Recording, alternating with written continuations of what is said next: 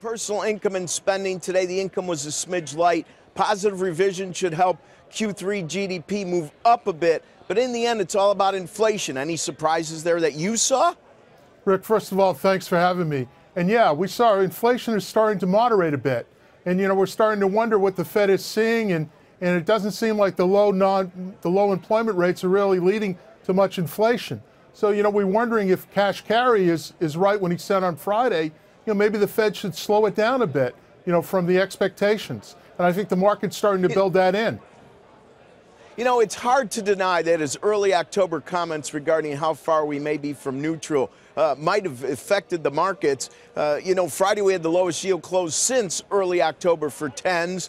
Now, when it comes to interest rates, many, including yourself, think maybe the Fed should look more at balance sheet than rates to tighten up. Explain.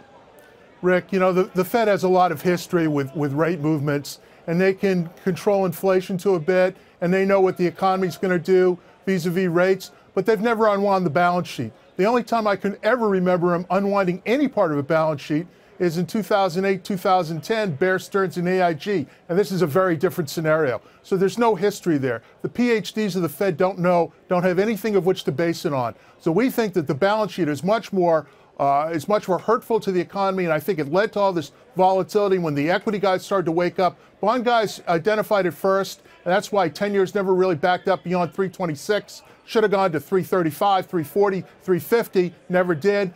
Equity guys woke up about 2 weeks ago and said, hey, we're onto something here. And, now we've had this volatility. You don't know what the balance sheet unwind is going to do. It's never been done. You have to take it more seriously, and they need to do it more opportunistically and not just doing $50 billion a month.